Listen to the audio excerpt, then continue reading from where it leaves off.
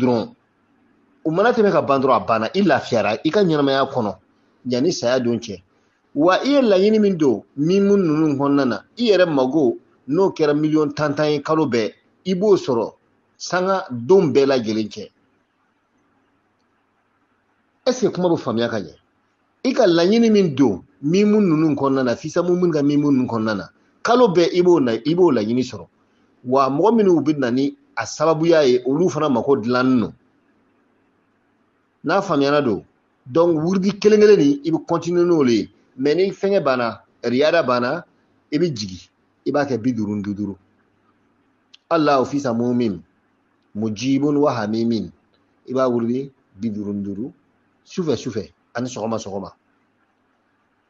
ni tilar'o la maxi na fi abadan siɲɛ 55 sɔgɔma fana o dadu kelen ya ajaba ya ilu pardon ya rauka ya ilu ya ajaba ya ilu lombe sufɛ ou bien lombe sɔgɔma ça dépend maintenant ele bɛna wurudi ta cogo min na i bɛ to o de kan dɔrɔn tile 55 mana ban dɔrɔn e bɛ to o de kan i tɛ dɔ wɛrɛ kɛ i sago bɛɛ i b'a sɔrɔ i si bon kɔnɔ i tɛ taa yɔrɔ si foyi tɛ sanga ni i ye vocal suivant alhamdulillah donc nin y'a jalibu yɔrɔ ye ani a kudamu bɛ tugu i kɔ mais i n'o tɛ baro kɛ dɛ kudamu minnu bɛ kɛ kudamu minnu bɛ dibi kɔnɔ i ni o ɲati da ɲɔgɔn kan i b'o kumakanw mɛn tuma dɔ la hali ni kira komi i bɛ sunɔgɔ mɔsiw b'a fɔ ko zunsi wala i sigini tora siège kɔnɔ ou bien bon i tora jamakɛyɔrɔ dɔ la baro cayara bon sunɔgɔnin dɔ y'i minɛ i sunɔgɔnindennin min bɛ kɛ ten yani i bɛ kunun dɛ k'i kun suru ka kunun i b'a ye kudamu dɔ bɛna ko dɔ f'i ye ten i n'olu kudamu ninnu bɛ baara kɛ ten a tɛ ɲɔgɔn ye ɲana na mais a bɛ baro kɛ siko kɔnɔ olu kudamu bɛ yen ani sotana fana bɛna ni kudamu min ye ka mɔgɔ ɲagami k'i ka maaba bila i ra k'i ka karamɔgɔbaw bila i ra ka na sotana siko e fana bɛ wuli n'o ye k'o ye tiɲɛ o tɛ dɛ baasi tɛ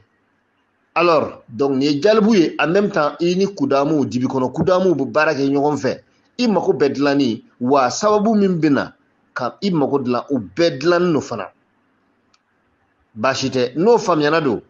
maintenant an b'a fɔ vocal suivant savant en privé yɛrɛ jama dama ye an bɛna n'a ka samiru yɔrɔ ye maxi na fi abadan ni fi samum Allah fi samumin wa mujibun wa hamimin a ka tabdili a ka samiru yɔrɔ i bɛ zago ya asamiru an bɛna n'a yɔrɔ ye uniquement savant en privé kama mais ni video minnu vocal minnu fara ni ɲɔgɔn kan an bɛna partager ka di an sanpure sur jama ma jalibu don nɔgɔ t'a la foyi t'a la a bɛɛ de ye saraka o saraka baara a b'a bɛɛ jira i la mais a saraka joona o ye loko le ye loko yirani an b'a fɔ a ma ko ka baranda yiran iwanɛw ka loko dɔ bɛ yen ten a ɲa a bɛ nɛrɛmugu an b'a yiran an b'a fɔ a loko ani poyo tɛ kelen ye dɛ i b'o de yiran k'a sarakati mais maintenant a ka samiru baara yɔrɔ a bɛ baara ni sisɛ muso finman tititi de ye